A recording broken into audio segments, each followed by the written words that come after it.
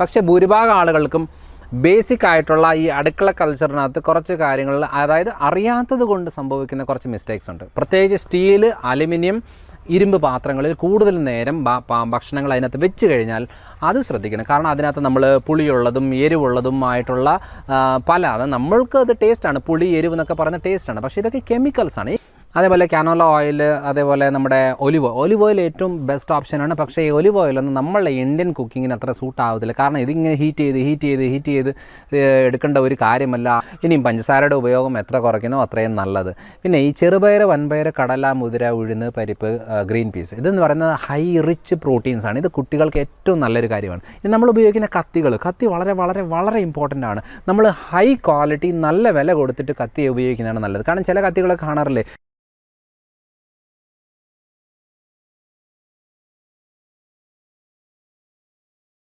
Hello everyone, I am doctor Manoj Johnson. Lifestyle മെഡിസിനിലേക്ക് സ്വാഗതം. ഇന്ന് നമ്മൾ ഡിസ്കസ് ചെയ്യാൻ പോകുന്നത് നമ്മുടെ അടുക്കളയിൽ ഉപയോഗിക്കുന്ന പല രീതിയിലുള്ള കാര്യങ്ങളില്ലേ. പാത്രങ്ങളായിട്ടുണ്ട്, സാമ്പാർ പൊടികൾ, അതായത് മസാലപ്പൊടികൾ, അതേപോലെ എണ്ണകൾ, പയർ പരിപ്പ് വർഗ്ഗങ്ങൾ, പച്ചക്കറികൾ, അങ്ങനെ പല രീതിയിലുള്ള കാര്യമുണ്ട്. കാരണം അടുക്കളയെ കറക്റ്റായിട്ട് നമ്മൾ ഏത് രീതിയിൽ മാനേജ് ചെയ്യുന്നു എന്ന് അറിയുവാണെന്നുണ്ടെങ്കിൽ പിന്നെ അവർക്ക് ഈ രോഗങ്ങളെ പേടിക്കേണ്ട ആവശ്യം വരത്തില്ല. അല്ലെന്നുണ്ടെങ്കിൽ ചെറിയ ചെറിയ കാര്യങ്ങൾക്കൊക്കെ ആശുപത്രിയിൽ പോകേണ്ട ആവശ്യം വരത്തില്ല. പക്ഷേ ഭൂരിഭാഗം ആളുകൾക്കും ബേസിക് ആയിട്ടുള്ള ഈ അടുക്കള കൾച്ചറിനകത്ത് കുറച്ച് കാര്യങ്ങൾ അതായത് അറിയാത്തത് കൊണ്ട് സംഭവിക്കുന്ന കുറച്ച് മിസ്റ്റേക്സ് ഉണ്ട്. അതിൽ ഞാൻ പല വീഡിയോകളിലും പറഞ്ഞിട്ടുണ്ട്. എന്തായാലും ഞാനൊന്ന് ഒരുമിച്ചാക്കിയിട്ട് അടുക്കളയിലെ എല്ലാ കാര്യങ്ങളും ഉൾപ്പെടുത്തിക്കൊണ്ട ഒരു വീഡിയോ ആണ് ഇന്ന് ഉദ്ദേശിക്കുന്നത്. അതായത് നമ്മളിപ്പോൾ ബേസിക്കായിട്ട് എടുത്ത് നോക്കിയാൽ പാത്രങ്ങളിൽ നമ്മൾ അലുമിനിയം ഉപയോഗിക്കാറുണ്ട്, സ്റ്റീൽ ഉപയോഗിക്കാറുണ്ട്, അതേപോലെ ടെഫ്ലോൺ റിലേറ്റഡ് ആയിട്ടുള്ള നമ്മുടെ നോൺ സ്റ്റിക്ക് പാത്രങ്ങൾ ഉപയോഗിക്കാറുണ്ട്, ഇരുമ്പ് പാത്രങ്ങൾ ഉപയോഗിക്കാറുണ്ട്, സെറാമിക് പാത്രങ്ങൾ ഉപയോഗിക്കാറുണ്ട്, ഗ്ലാസ് പാത്രങ്ങളുണ്ട്, പ്ലാസ്റ്റിക് പാത്രങ്ങളുണ്ട്, അങ്ങനെ പല രീതിയിലുള്ള പാത്രങ്ങളുണ്ട്. അപ്പോൾ ഈ പാത്രങ്ങളിൽ ഏത് പാത്രം എങ്ങനെ ഉപയോഗിക്കണം എന്നുള്ള ഒരു ഐഡിയയും കൂടെ ആവശ്യമാണ്. നമ്മൾ കോമണായിട്ട് ചെയ്യുന്നൊരു മിസ്റ്റേക്ക് എന്താണെന്ന് വെച്ചാൽ, ക്വാളിറ്റി കുറഞ്ഞ ഈ പ്ലാസ്റ്റിക് പാത്രം ആയിക്കോട്ടെ, അല്ലെന്നുണ്ടെങ്കിൽ അലുമിനിയമോ അല്ലെങ്കിൽ സ്റ്റീലോ ആയിക്കോട്ടെ, ഇതിനകത്തൊന്നും നമ്മൾ ഉപ്പ് ഇട്ട് വെക്കാൻ പാടില്ല. കാരണം ഈ ഉപ്പ് എന്ന് പറയുന്നത് വളരെ വളരെ വളരെ ഹൈലി കെമിക്കൽ സാധനമാണ്. നമുക്കതൊരു ഉപ്പ് എന്ന് പറയുന്നൊരു ടേസ്റ്റ് തരുന്നു എന്നുള്ളതല്ലാതെ നമ്മളതുകൊണ്ട് ഉപ്പ് എന്ന് പറയുന്നതല്ലാതെ അത് സോഡിയം ക്ലോറൈഡാണ്. ഈ സോഡിയം ക്ലോറൈഡ് നമ്മൾ ഇരുമ്പ് പാത്രത്തിലായാലും സ്റ്റീലിലായാലും അലുമിനിയം ആയാലും എല്ലാത്തിൻ്റെ കൂടെയും റിയാക്ഷൻ ആകുമ്പോൾ നമ്മൾ അതിനകത്ത് ഒത്തിരി സമയത്തേക്ക് വെക്കാൻ പാടില്ല. അതൊരിക്കലും നല്ലതല്ല. കാരണം അതിൻ്റേതായിട്ടുള്ള പോയ്സണിങ് പിന്നെ നമ്മൾ ഓരോ ഭക്ഷണത്തിൽ നമ്മളിത് ഉപയോഗിക്കുന്നതുകൊണ്ട് അതിലൂടെ ഓട്ടോമാറ്റിക്കായിട്ട് നമ്മുടെ ശരീരത്തിൽ കയറും. അതുകൊണ്ട് ഏറ്റവും നല്ലൊരു ഓപ്ഷൻ എന്ന് പറയുന്നത് ഗ്ലാസ് പാത്രങ്ങൾ നല്ലൊരു ഓപ്ഷനാണ്, മൺപാത്രം നല്ലൊരു ഓപ്ഷനാണ്. ഈ രണ്ട് ഇതിനകത്തായിരിക്കണം നമ്മൾ പ്രോപ്പറായിട്ട് ഈ ഉപ്പ് വെക്കുന്നത്. ഇനി എന്താ ഹൈ ക്വാളിറ്റി പ്ലാസ്റ്റിക് ആണെങ്കിലും വലിയ കുഴപ്പം വരത്തില്ല. ഇത്രയാണ് നമ്മൾ ഉപ്പിൻ്റെ കാര്യത്തിൽ നോക്കേണ്ടത്. അതേപോലെ രണ്ടാമത്തെ കാര്യം എന്ന് പറയുന്നത്, നമ്മളിപ്പോൾ പാചകം ചെയ്യുന്ന പാത്രങ്ങൾ, പാചകം എന്ന് ഉദ്ദേശിക്കുമ്പോൾ നമ്മൾ നോൺ സ്റ്റിക്ക് ഉപയോഗിക്കാറുണ്ട്. നോൺ സ്റ്റിക്ക് ഉപയോഗിക്കുന്നതുകൊണ്ട് യാതൊരു കുഴപ്പമില്ല. പക്ഷേ നോൺ സ്റ്റിക്ക് എന്ന് പറയുന്നത് നമ്മളിപ്പോൾ തന്നെ ഈ വീഡിയോ കണ്ടു കഴിഞ്ഞിട്ട് എടുത്ത് നോക്കണം. ആ നോൺ സ്റ്റിക്ക് പാത്രം ഒന്ന് എടുത്ത് നോക്കിയിട്ട് ഇതിൽ എന്തെങ്കിലും വിള്ളൽ വന്നിട്ടുണ്ടോ, വരകൾ വീണിട്ടുണ്ടോ, പൊളിഞ്ഞ് വന്നിട്ടുണ്ടോ എന്നുള്ളത് നോക്കിയാൽ മതി. ഉണ്ടെങ്കിൽ അത് അന്നേരം എടുത്ത് കളഞ്ഞോണം. കാരണം അത് നമ്മളിപ്പോൾ ഒരു 1000 രൂപ കൊടുത്തതാണ്, അതിന് മൊത്തം നമ്മൾ അതിൻ്റെ ബെനിഫിറ്റ് എടുക്കണം എന്ന് പറഞ്ഞ് ഉപയോഗിക്കാൻ പോയി കഴിഞ്ഞാൽ അത് പ്രശ്നമാണ്. അപ്പോൾ അതുകൊണ്ട് ഈ ടെഫ്ലോൺ എന്ന് പറയുന്നത് ശരീരത്തിനുള്ളിലേക്ക് കയറി കഴിഞ്ഞാൽ പുറത്ത് പോകത്തില്ല. ഏറ്റവും കൂടുതൽ ക്യാൻസറസ് ആയിട്ടുള്ള പ്രശ്നങ്ങൾ, സ്റ്റൊമക്ക് റിലേറ്റഡ്, ലിവർ റിലേറ്റഡ് ഡാമേജുകൾക്ക് ടെഫ്ലോൺ ആണ് ഏറ്റവും കൂടുതൽ കാരണം ഉണ്ടാകുന്നത്. കഴിഞ്ഞ തവണ ഒരു കുട്ടി 17 വയസ്സുള്ള ഒരു പെൺകുട്ടിയായിരുന്നു. അവർ കഴിഞ്ഞ ഒരു 5-8 കൊല്ലങ്ങളായിട്ട് ആ പെൺകുട്ടിയെ വിളിച്ചുകൊണ്ട് ഉള്ള ആശുപത്രികളിലെല്ലാം പോകുമായിരുന്നു. അപ്പോൾ ഇങ്ങനെ പോയി കഴിഞ്ഞാൽ എപ്പോഴും നോക്കിയാലും വയറുവേദനയാണ്. എന്നാൽ സ്കാനിങ്ങിൽ ഒരു കുഴപ്പമില്ല, അല്ലെങ്കിൽ ബ്ലഡ് ടെസ്റ്റിൽ കുഴപ്പമില്ല, യാതൊരു കുഴപ്പമില്ല. അവസാനം ക്ലിനിക്കിൽ വന്ന സമയത്ത് ഞാൻ പറഞ്ഞു, ഇതെല്ലാം കേട്ട് നോക്കിയിട്ട് എനിക്ക് ഒരു റിപ്പോർട്ടിൽ ഒരു കാര്യവുമില്ല.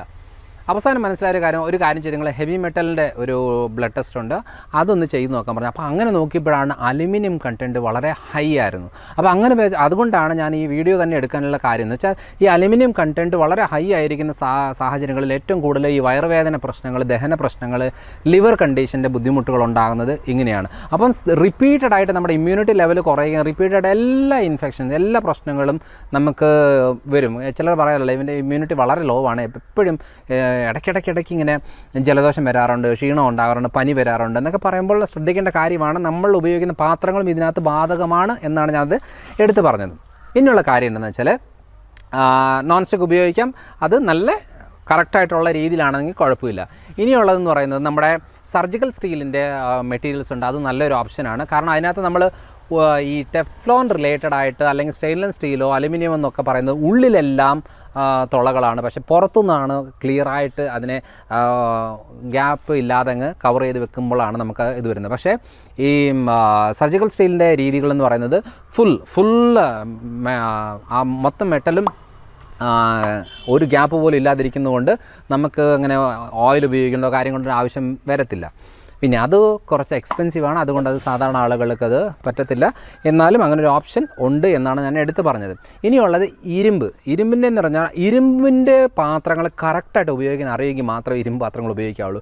ഇല്ലെന്നുണ്ടെങ്കിൽ എന്താണെന്ന് വെച്ചാൽ കഴിഞ്ഞ തവണ അതായത് ഭക്ഷണം ഉണ്ടാക്കി വെച്ചിട്ട് കുറച്ച് നേരം അതിനകത്ത് വെച്ചിരുന്നതാണ്. അപ്പോൾ ഈ അയൺ കണ്ടൻറ്റ് എല്ലാം അതൊരു കടലക്കറിയായിരുന്നു. അയൺ കണ്ടൻറ്റ് എല്ലാം ഇതിനകത്ത് ഈ കടലയിലേക്ക് വന്നപ്പോഴത്തേനും നോർമലായിട്ടുള്ള കറി നല്ല ബ്ലാക്ക് കളറിലേക്ക് മാറി.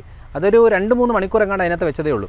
അങ്ങനെ മാറിക്കഴിയുമ്പോൾ അത് കഴിച്ച് കഴിയുമ്പോഴത്തേനും അയൺ കണ്ടൻറ്റ് കൂടുതൽ എടുക്കുമ്പോഴത്തേനും ഒരു ലൂസ് മോഷൻ രീതിയിലേക്ക് വന്നു. അപ്പോഴാണ് മനസ്സിലായത് ഈ പാത്രം, കാരണം നോർമലായിട്ട് ഒരു കടലക്കറി കഴിച്ചാലൊന്നും ആകത്തില്ല. പക്ഷേ എന്തുകൊണ്ടാണെന്ന് പറഞ്ഞാൽ ഈ അയൺ കണ്ടൻറ്റ് കൂടുതലായിട്ട് ബോഡിയിലേക്ക് കയറിയാലാണ്. അപ്പോൾ ഏത് പാത്രത്തിൽ നമ്മൾ ഫുഡ് ചെയ്താലും ആ പാത്രത്തിൽ കൂടുതൽ നേരം വയ്ക്കും. പ്രത്യേകിച്ച് സ്റ്റീൽ, അലുമിനിയം, ഇരുമ്പ് പാത്രങ്ങളിൽ കൂടുതൽ നേരം ഭക്ഷണങ്ങൾ അതിനകത്ത് വെച്ച് കഴിഞ്ഞാൽ അത് ശ്രദ്ധിക്കണം. കാരണം അതിനകത്ത് നമ്മൾ പുളിയുള്ളതും എരിവുള്ളതും ആയിട്ടുള്ള അത് നമ്മൾക്ക് അത് ടേസ്റ്റാണ്, പുളി എരിവ് എന്നൊക്കെ പറയുന്ന ടേസ്റ്റാണ്. പക്ഷേ ഇതൊക്കെ കെമിക്കൽസാണ്. ഈ കെമിക്കൽസൊക്കെ സ്റ്റീലിലും അലുമിനിയത്തിലും ഇരുമ്പിലും ഒക്കെ റിയാക്ഷൻ ഉണ്ടാക്കുകയും അതിൽ നിന്ന് ഓക്സൈഡുകളും ആയിട്ട് മാറുകയും അത് നമ്മുടെ ഉള്ളിലേക്ക് കയറിയാൽ പ്രശ്നമുണ്ടാകും. അതുകൊണ്ട് എങ്ങനെ വേണമെങ്കിലും പാചകം ചെയ്തോ, പക്ഷേ അത് വെക്കണമെന്നുണ്ടെങ്കിൽ ഏതെങ്കിലും സെറാമിക് പാത്രങ്ങളിലോ അല്ലെന്നുണ്ടെങ്കിൽ ക്വാളിറ്റി ഉള്ള ഫൈബർ പാത്രങ്ങളിലോ അല്ലെന്നുണ്ടെങ്കിൽ ഗ്ലാസ് പാത്രങ്ങളിലോ ആണ് ഏറ്റവും നല്ലൊരു ഓപ്ഷൻ ഈ പാചകം ചെയ്തത് മാറ്റി വെക്കാൻ വേണ്ടിയിട്ട്. ഇനി നമ്മൾ കഴിക്കുന്ന പ്ലേറ്റുകളിലായാലും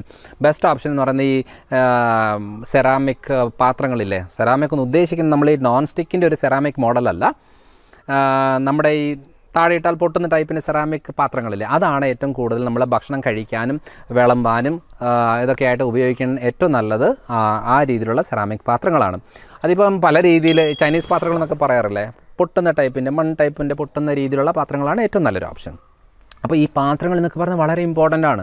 നമ്മൾ വെള്ളം വെക്കുന്നത് തന്നെ ഇപ്പോൾ കോപ്പർ നല്ലൊരു ഓപ്ഷനാണ്, പക്ഷേ ഹൈ ക്വാളിറ്റി കോപ്പർ ആണെന്ന് ഉറപ്പ് വരുത്തണമെന്നുണ്ടെങ്കിൽ അത് നല്ല കമ്പനിയിലുള്ള ഇതായിരിക്കണം, അതിനകത്ത് കറക്റ്റായിട്ടുള്ള പെർസെൻറ്റേജ് മെൻഷൻ ചെയ്തിരിക്കണം. അങ്ങനെയാണെങ്കിലേ അത് ഉപയോഗിക്കേണ്ട ആവശ്യമുള്ളൂ. ഇല്ലെന്നുണ്ടെങ്കിൽ ചില സൂപ്പർ മാർക്കറ്റിലൊക്കെ പോയി കഴിഞ്ഞാൽ 1000 രൂപ 1500 രൂപയുടെ നോൺ സ്റ്റിക്ക് ഒക്കെ എന്ന് പറയുന്നത് 100, 200, 500 രൂപയുടെ ഉള്ളിലാണ് നമുക്ക് കിട്ടിക്കൊണ്ടിരിക്കുന്നത്. ഓഫറാണെന്ന് പറഞ്ഞാൽ തരികയാണ്.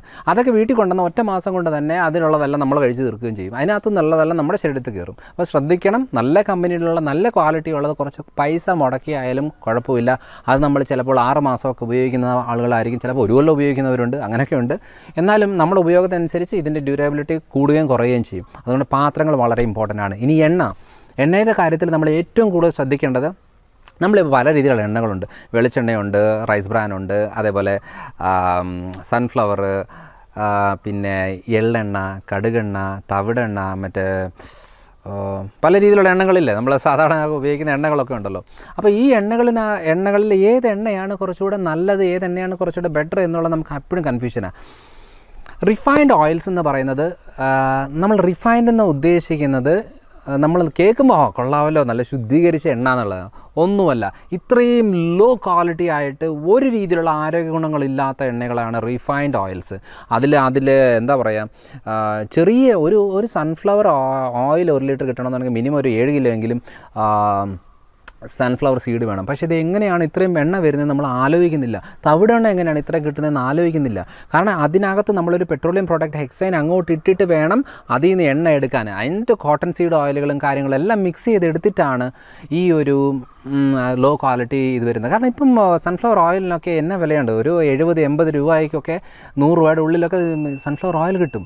അപ്പോൾ അങ്ങനെ നോക്കണം. നമ്മൾ ഏറ്റവും നല്ല ഓപ്ഷൻ എന്ന് പറയുന്നത് വെർജിൻ കോക്കനട്ട് ഓയിലാണ്. അതേപോലെ നമ്മുടെ ആട്ടിയ വെളിച്ചെണ്ണ നല്ലൊരു ഓപ്ഷനാണ്. പിന്നെ ഇതൊക്കെ എന്താ പറയുക, എല്ലാവരും പേടിപ്പിക്കുകയാണ്, കൊളസ്ട്രോൾ ഉണ്ടാക്കുന്നു, ബ്ലോക്ക് ഉണ്ടാക്കുന്നൊക്കെ പറഞ്ഞു വെച്ച്. പക്ഷേ അതല്ല, ഏറ്റവും കൂടുതൽ കൊളസ്ട്രോളിൻ്റെ അളവ് ഇപ്പോൾ കുറയുന്നുണ്ടെങ്കിൽ ഏറ്റവും കൂടുതൽ ക്യാൻസർ കൂടുന്നത് ഇപ്പോഴാണ്. കാരണം ഈ വെളിച്ചെണ്ണ മാറ്റിയിട്ട് ഇങ്ങോട്ട് മാറുമ്പോഴത്തേനും ഒത്തിരി പ്രശ്നങ്ങളെല്ലാം ഈ സൈഡിൽ നിന്ന് തുടങ്ങുകയാണ്. അതുകൊണ്ട് നല്ലൊരു ഓപ്ഷൻ എന്ന് പറയുന്നത് നമ്മൾ എണ്ണയിൽ വറുത്ത് കോരിയെടുക്കുന്നത് മാത്രമാണ് ഏതൊരു എണ്ണയുടെയും പ്രശ്നം. അപ്പം പാം ഓയിലൊക്കെയാണ് ഇപ്പം high boiling point, smoking point ഉള്ളത് കൊണ്ടാണ് പാം ഓയിലാണ് ഏറ്റവും കൂടുതൽ എണ്ണ വറക്കാനായിട്ട് ഉപയോഗിക്കുന്നത്. പക്ഷേ സാധനം പാം ഓയിൽ ആവണം എന്നുള്ളത് മാത്രമേ നിർബന്ധമുള്ളൂ. പാം ഓയിൽ നല്ലതാണ്, പക്ഷേ നമുക്ക് കിട്ടുന്നത് പാം ഓയിലാണോ എന്നുള്ളതാണ് നമ്മൾ ഏറ്റവും കൂടുതൽ അറിയേണ്ടത്. അതേപോലെ കാനോല ഓയിൽ, അതേപോലെ നമ്മുടെ ഒലിവ് ഓയിൽ ഏറ്റവും ബെസ്റ്റ് ഓപ്ഷനാണ്. പക്ഷേ ഈ ഒലിവ് ഓയിലൊന്നും നമ്മളുടെ ഇന്ത്യൻ കുക്കിങ്ങിന് അത്ര സൂട്ട് ആവത്തില്ല. കാരണം ഇതിങ്ങനെ ഹീറ്റ് ചെയ്ത് എടുക്കേണ്ട ഒരു കാര്യമല്ല. അത് അത്ര ഹീറ്റ് ചെയ്ത് ഉപയോഗിക്കുന്ന ഒരു എണ്ണയല്ല ഒലിവ് ഓയിൽ. അതുകൊണ്ട് ഒലിവ് ഓയിൽ നല്ലതാണ് ഒരു ഡ്രസ്സിങ്ങിന് എടുക്കാൻ, അതേപോലെ സാലഡുകൾക്ക്, അല്ലെന്നുണ്ടെങ്കിൽ ഏതെങ്കിലും ഫുഡ് ഐറ്റംസ് എടുത്തിട്ട് അതിൻ്റെ അവസാനം എടുത്ത് ഉപയോഗിക്കാൻ പറ്റുന്ന ഓയിലാണ് ഒലിവ് ഓയിൽ. അത് നല്ലൊരു കാര്യമാണ്. അപ്പോൾ ഈ കാര്യങ്ങളാണ് നമ്മൾ ശ്രദ്ധിക്കേണ്ടത്. പിന്നെ ഏറ്റവും നല്ലത് എന്ന് പറയുന്നത്, നമ്മൾ ഫാറ്റ് ആൻഡ് ഓയിൽസിൽ ഏറ്റവും നല്ലതെന്ന് പറയുന്നത് വെണ്ണയാണ്. വെണ്ണ, നെയ്യ്, ബട്ടർ, ആ ഓപ്ഷൻ ഇല്ല, അത് ഏറ്റവും നല്ലൊരു ഓപ്ഷനാണ്. പക്ഷേ നമ്മളെല്ലാവരും പേടിച്ച് ആ ഒരു മിൽക്ക് പ്രോഡക്റ്റിൻ്റെ ഐറ്റംസ് നമ്മൾ തൊടാറേ ഇല്ല. എത്ര പേരാണെന്നറിയാമോ വെണ്ണ കഴിച്ചോളാൻ പറയുമ്പോൾ അയ്യോ വെണ്ണ കൊളസ്ട്രോളാണ്, ബ്ലോക്ക് ഉണ്ടാവും എന്നൊക്കെ പറഞ്ഞിരിക്കുന്നുണ്ട്. ആരും ഇവിടുന്ന് ചോറും ഗോതമ്പും കപ്പയൊന്നും കുറയ്ക്കത്തില്ല. ഇവിടുന്ന് ഈ എണ്ണയുടെയും ഈ വെണ്ണ മാത്രം നോക്കിക്കൊണ്ട് പേടിച്ചുകൊണ്ടിരിക്കുന്നതാണ് ഭൂരിഭാഗം ആൾക്കാരും. അതുകൊണ്ട് അതല്ല, നമ്മൾ ബട്ടർ കോഫി എന്നൊക്കെ പറയുന്നത് നല്ലൊരു ഓപ്ഷനാണ്. നമ്മൾ ബട്ടർ യൂസ് ചെയ്തുകൊണ്ടുള്ള ഏതൊരു ഫുഡും നല്ല ന്യൂട്രീഷ്യസ് വാല്യൂ ഉള്ളതാണ്. അതേപോലെ നമുക്ക് കുറച്ച് കഴിച്ചാൽ കൂടുതൽ സാറ്റിസ്ഫാക്ഷൻ കിട്ടുന്ന ഒരു കാര്യം കൂടിയാണ് ഈ ബട്ടർ എന്ന് പറയുന്നത്. അതുകൊണ്ട് നെയ്യ്, വെണ്ണ എന്നൊക്കെ പറയുന്നത് നല്ലൊരു ഓപ്ഷനാണ്. നമ്മൾ ഫുഡിൽ ഉൾപ്പെടുത്തണം, കുട്ടികൾക്കത് ഉണ്ടാക്കി കൊടുക്കണം എന്നതാണ്. കാരണം ഏറ്റവും കൂടുതലായിട്ട് ഈ കാൽസ്യം, അതേപോലെ വൈറ്റമിൻസ്, മിനറൽസ് ഏറ്റവും കൂടുതൽ അടങ്ങിയേക്കുന്നത്, ഹെൽത്തി ഫാറ്റ് ഉള്ളത് ഈ വെണ്ണയിലും അതേപോലെ നെയ്യിലൊക്കെയാണ്. അപ്പം ഇത് നമ്മൾ ശ്രദ്ധിച്ച് വേണം ചെയ്യാനായിട്ട്. ഇനിയും പഞ്ചസാരയുടെ ഉപയോഗം എത്ര കുറയ്ക്കുന്നോ അത്രയും നല്ലത്. പിന്നെ ഈ ചെറുപയർ, വൻപയർ, കടല, മുതിര, ഉഴുന്ന്, പരിപ്പ്, ഗ്രീൻ പീസ്, ഇതെന്ന് പറയുന്നത് ഹൈ റിച്ച് പ്രോട്ടീൻസാണ്. ഇത് കുട്ടികൾക്ക് ഏറ്റവും നല്ലൊരു കാര്യമാണ്. പക്ഷേ ക്രിയാറ്റിൻ ലെവൽ കൂടുതലുള്ള ആളുകൾക്ക്, അതേപോലെ യൂറിക് ആസിഡ് കൂടുതലുള്ള ആളുകൾ, കിഡ്നി സ്റ്റോൺ ഉള്ള ആളുകൾക്ക്, അതേപോലെ വെരിക്കോസ് അൾസർ, കാലിൻ്റെ വ്രണങ്ങളുള്ള കണ്ടീഷനുള്ള ആളുകൾക്ക്, പിന്നെ വയറ്റിൽ ബുദ്ധിമുട്ടുള്ള ആളുകൾക്ക് ഈ പയർ, പരിപ്പ് വർഗ്ഗങ്ങൾ ഏറ്റവും കൂടുതൽ പ്രശ്നം ഉണ്ടാക്കും. അതിനെ പ്രോപ്പറായിട്ട് ബ്ലഡ് ടെസ്റ്റ് ചെയ്ത് നോക്കിയിട്ട് വേണം കൂടുതൽ നമുക്ക് എടുക്കണോ വേണ്ടയോ എന്നുള്ളൊരു ഐഡിയ കിട്ടാൻ. അതുകൊണ്ട് ക്രിയാറ്റിൻ കുറയണോ, ഈ പയർ, പരിപ്പ് വർഗ്ഗങ്ങൾ കട്ട് ചെയ്തെങ്കിലേ പറ്റത്തുള്ളൂ, കുറച്ചിട്ട് കാര്യമില്ല. അപ്പം അല്ലാത്ത ആളുകൾ കാണുന്നുണ്ടെങ്കിൽ ഏറ്റവും ബെസ്റ്റ് ഓപ്ഷൻ എന്ന് പറയുന്നത് ഈ ഉണക്ക പയർ, പരിപ്പ് വർഗ്ഗങ്ങളാണ്. പൾസസ്, അതേപോലെ നമ്മുടെ ഡ്രൈ നട്ട്സ്, നമ്മുടെ കാഷ്യൂ ഉണ്ട്, ബദാം, പിസ്ത, ആ ഐറ്റംസ് എല്ലാം വളരെ നല്ലൊരെണ്ണമാണ്. പക്ഷേ ഇതൊന്നും ഇങ്ങനെ നമ്മൾ വയറ് നിറച്ച് കഴിക്കുന്ന പോലെ ഒരു കാര്യമല്ല.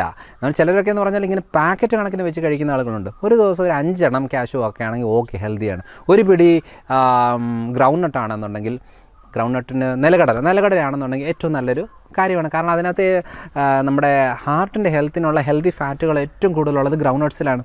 പിന്നെ ഭക്ഷണം കഴിക്കുന്നതിന് മുമ്പ് ഒരു പിടി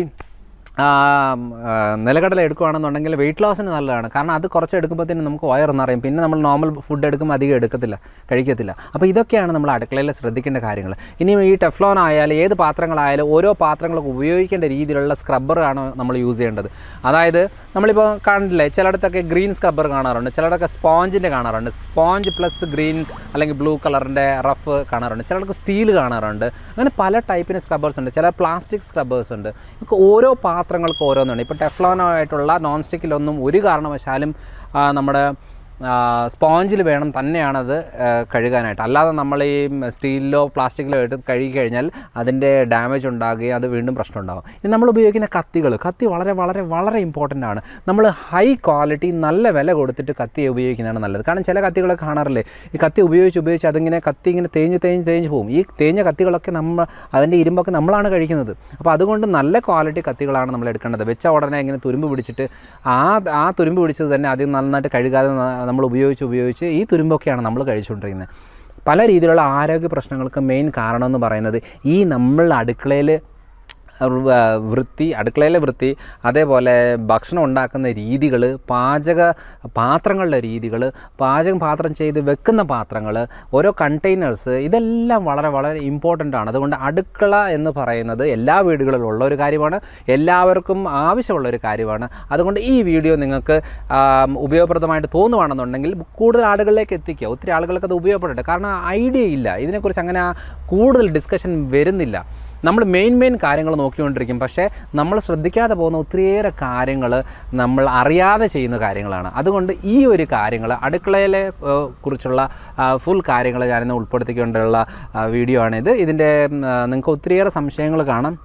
പക്ഷേ എന്നാലും നിങ്ങൾ ഏതൊക്കെ കാര്യങ്ങളാണ് ശ്രദ്ധിക്കുന്നത്, ഇതൊക്കെ ഞങ്ങൾ ശ്രദ്ധിച്ചിട്ടുണ്ടോ, അല്ലെങ്കിൽ ശ്രദ്ധിച്ചതിന് ശേഷം വന്നിട്ട് മാറ്റങ്ങൾ എന്തെങ്കിലും ഉണ്ടെന്നുണ്ടെങ്കിൽ അത് കമൻ്റായിട്ട് ഇടുക. കാരണം ഒത്തിരി കാര്യങ്ങൾ എനിക്ക് റിപ്ലൈ തരാൻ പറ്റത്തില്ല, എന്തായാലും നമ്മളിത് വായിച്ച് കേൾക്കാറുണ്ട്.